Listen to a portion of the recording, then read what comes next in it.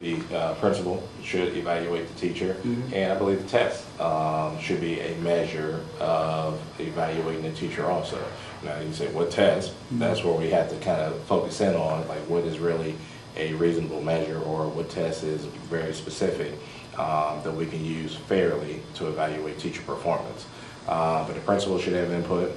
Grade scores, passing grades should have some input in terms of teacher effectiveness. If children aren't learning, if they're not passing your grade, if they're not prepared to move on to the next level, then there are some problems in the classroom.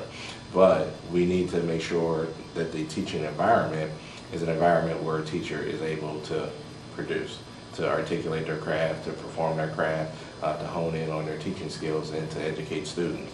So if there's a lot of distractions, teachers are going to have issues. If we can level the playing field more than where it is now, then I think teachers stand a better chance of engaging students and having active dialogue and actually teaching children in their classroom.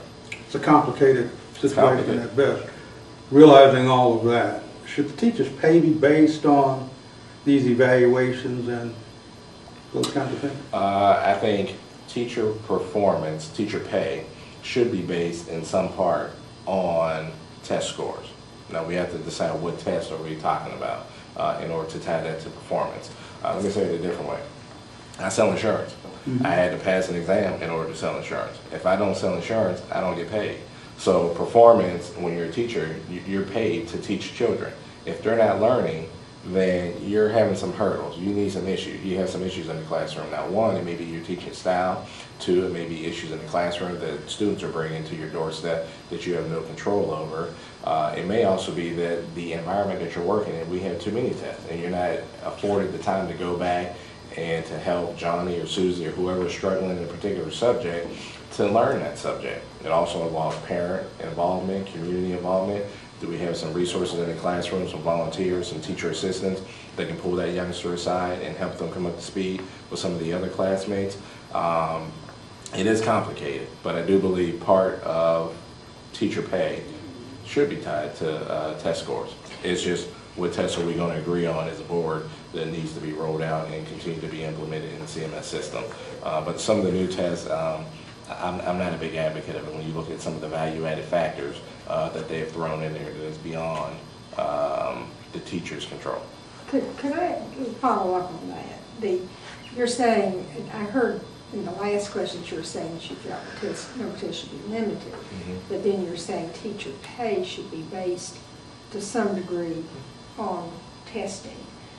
So does it not follow then that what you're really saying is that every subject should be tested, including chorus and including health and PE, and if the teacher's pay is based on that, wouldn't every subject have to be tested? Yes, you would have to be. It would have to be tested, but it would not be a standardized test. Explain a little bit more. Well, standardized tests, in my opinion, I mean, as I look at standardized tests, you're filling in the blanks, your multiple choice, your A, B, C, D answers, you scan it through and you're done. It's teacher testing, or there are other types of measurements that you can use to gauge a student's learning ability. Assessments, you can do a test administered by the teacher solely for chorus, for art, where you have a student that will freehand, they may write out their answers, there may be a verbal test, where you're able to assess the student's learning or how well they've grasped the subject. It doesn't necessarily have to be a 80% passing score. Your assessment could be, meets standard. Standard may be, I don't know, whatever you determine to be a standard for math or for music or for art. It could be, they may be proficient in that subject. They may need assistance in a subject. So it's not necessarily just a grade. I think there's other words or other terms that we can use to say, I've taught this subject or I've taught this concept for 2 weeks, and I've assessed all of my students and none of them understand the concept. Something's wrong. It's not necessarily that they're failing the class. I think you're failing to teach, or you're not able to teach the children. Maybe you need to phrase it differently. Maybe you need to go back and revise your lesson plan. Maybe you need to circle back and put the concept or the explanation, the terms or whatever, in a different word so the students understand it. Maybe you need the open dialogue so that people pick up on what the concept is.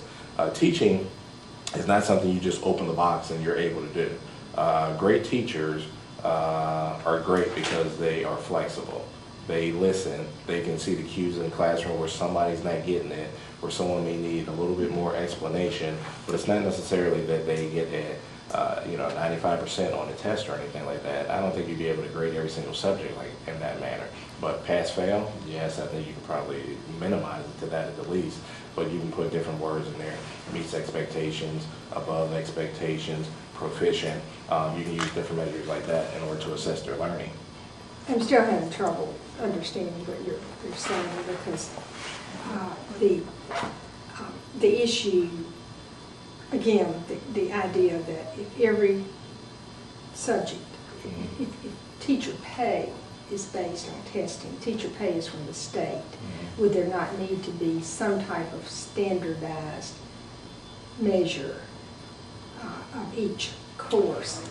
And we don't have it. Just I give you about 30 seconds. Yeah. Well, teacher pays from the state, but then this county is able to supplement their pay. In terms of pay for performance, to add a bonus, add merit pay on top of what the state is actually paying. So I believe the district needs to look at teacher input in order to create some exams that are fair, that are measurable, that we can use to gauge teacher effectiveness in the classroom. And you need teacher input to do it.